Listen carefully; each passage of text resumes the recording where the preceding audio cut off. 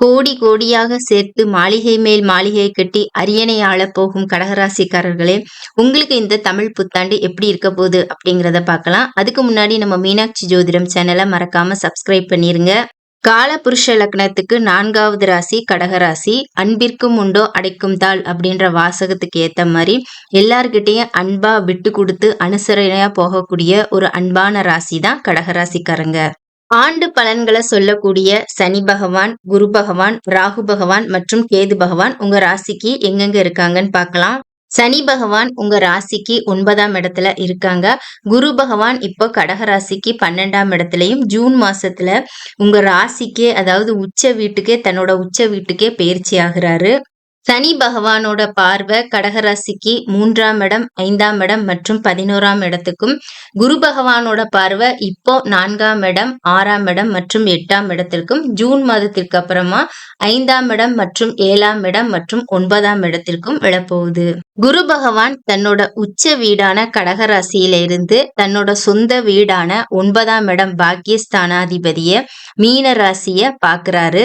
12 வருஷத்துக்கு அப்புறமா தன்னோட உச்ச வீட்டில இருந்து தன்னோட சொந்த வீட்டை பார்க்கும்போது ஒரு விபரீத ராஜயோகம் உண்டாகும். கடகராசி சந்திர பகவானோட வீடு. சந்திரனோட வீட்டில இருந்து குரு உச்சம் பெறும்போது குரு சந்திர யோகமும் உங்களுக்கு உண்டாகும். இந்த மாதிரி உங்களுக்கு கிடைக்க போற யோகங்களை அடுக்கிக்கிட்டே போகலாம்.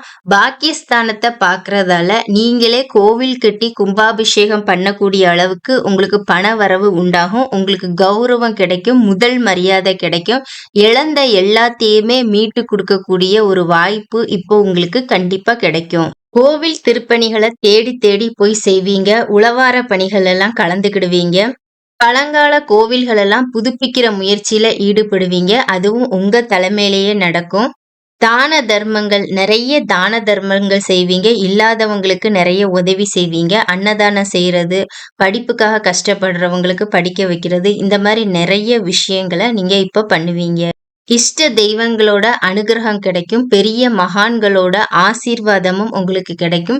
பெரிய பெரிய புண்ணிய ஸ்தலங்களுக்கு எல்லாம் போயிட்டு வருவீங்க. குறிப்பா நீர்க்கரையோரம் இருக்கிற புண்ணிய ஸ்தலங்களுக்கு எல்லாம் நிறைய போயிட்டு வருவீங்க. நிறைய கடகராசிக்காரங்களுக்கு அப்பாவோட சப்போர்ட் கிடைக்கும். தந்தை வழி சொத்துக்கள் எல்லாமே உங்களுக்கு கிடைக்கும். பூர்வீக சொத்துக்கள்லாம் கிடைக்கிறதுக்கு வாய்ப்பு இருக்கு.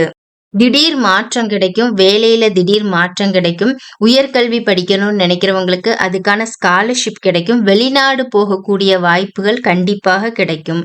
கிடைக்கிற வாய்ப்புகளை பயன்படுத்திக்கோங்க. அதுவே உங்களுக்கு வாழ்க்கையில ஒரு பெரிய முன்னேற்றத்தை உண்டாக்கும்.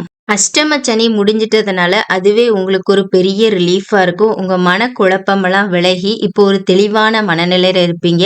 எந்த ஒரு முடிவையுமே தைரியமா இருக்கக்கூடிய ஒரு மனநிலை கண்டிப்பா இப்போ உங்களுக்கு கிடைக்கும்.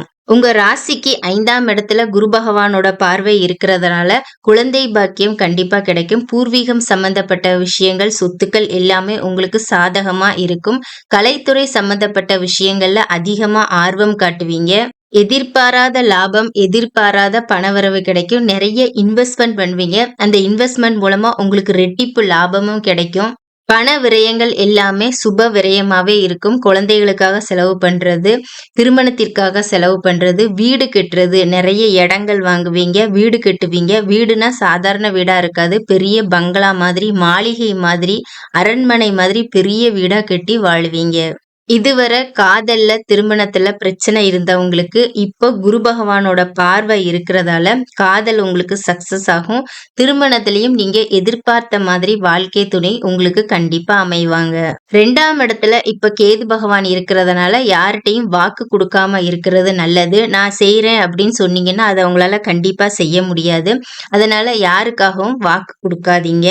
8ஆம் இடத்துக்கு கேது பகவான் உங்களுக்கு வேண்டாத செயல்களை செய்யறதுக்கு தூண்டி விடுவாரு. லாட்ரி, ரேஸு, சூதாட்டம் போன்ற விஷயங்கள் எல்லாம் பணத்தை இன்வெஸ்ட் பண்ணதுக்காக உங்களை தூண்டி விடுவாரு. அந்த மாதிரி விஷயங்களை அவாய்ட் பண்ணிக்கிறது நல்லது. ஆரோக்கியம் சம்பந்தப்பட்ட விஷயங்கள்ல கவனமா இருக்கணும். வாயில புண்ணு வர்றது, நரம்பு சம்பந்தப்பட்ட விஷயங்கள், இருதயம் சம்பந்தப்பட்ட விஷயங்கள் போன்ற ஆரோக்கியம் சம்பந்தப்பட்ட விஷயங்கள்லாம் ரொம்ப கவனமா இருக்கணும். உணவு விஷயங்கள்லயும் ரொம்பவே கவனமா இருக்கணும். வெளிநாட்டு வேலைவாய்ப்பு, வெளிநாட்டு படிப்பு, உயர்கல்வி, ஆராய்ச்சி போன்ற எல்லா விஷயங்களுமே உங்களுக்கு சாதகமா இருக்கும். போட்டி தேர்வுகள் எல்லாம் வெற்றி பெறுவீங்க. அரசியல்ல போட்டியிடுறவங்களுக்கும் ஒரு சாதகமான சூழ்நிலை உண்டாகும். பதவிகள் கிடைக்கும். அனைத்து துறை சார்ந்த கடகராசிக்காரர்களுக்கும் பதவிகளும் பேரும் புகழும் கௌரவமும் கிடைக்கக்கூடிய அமைப்பு இப்ப கண்டிப்பா உருவாகும். கடகராசிக்காரங்க அநாத ஆசிரமம் மற்றும் முதியோர் இல்லத்துல இருக்கவங்களுக்கு உங்களால முடிஞ்ச நிறைய உதவிகளை செய்யுங்க. அது உங்களுக்கு நிறைய வாழ்க்கையில முன்னேற்றத்தையும் ஏற்றத்தையும் கண்டிப்பா கொடுக்கும். தெளிவான மனநிலையோட தூக்கம் நல்லா வரும். தூக்கம் இருந்தாலே உடம்புல பாதி நோய் இருக்காது. அந்த வகையில தூக்கம் கடகராசிக்காரங்களுக்கு இப்போ நல்லா இருக்கும். சித்தர் தரிசனம் கண்டிப்பாக கிடைக்கும். பெரிய பெரிய ஸ்தலங்களுக்கு யாத்திரையா போகக்கூடிய அமைப்பு உங்களுக்கு கண்டிப்பா உண்டாகும். நிறைய விஷயத்த இழந்துட்டோம், நிறைய கஷ்டப்பட்டோம் அப்படின்னு நினைக்கிற கடகராசிக்காரங்க எல்லாருக்குமே நீங்க இழந்த நிம்மதி, உங்களோட வாழ்க்கை, உங்களோட சந்தோஷம், பணம் எல்லாமே உங்களுக்கு திரும்ப கிடைக்கும். உங்க வாழ்க்கை ரொம்ப நிம்மதியா, அமைதியா, சந்தோஷமா அமைய போகுது. இந்த குரு பெயர்ச்சி உங்களுக்கு நல்லா இருந்தாலுமே வரக்கூடிய ராகு கேது பெயர்ச்சியில ரொம்ப கவனமா இருக்கணும். உங்க ஜென்மத்துக்கு கேது பகவான் வர்றாரு. அவர் உங்களுக்கு நல்ல ஞானத்தை கொடுத்தாலுமே ராகு பகவானால ஒரு சில இடைஞ்சல்கள் இருக்கும். அதனால ராகு கேது பெயர்ச்சியில கொஞ்சம் கவனமா இருக்கிறது நல்லது. இந்த வீடியோ உங்களுக்கு பிடிச்சிருந்தா மறக்காம லைக் பண்ணுங்க, ஷேர் பண்ணுங்க, சப்ஸ்கிரைப் பண்ணுங்க. நன்றி.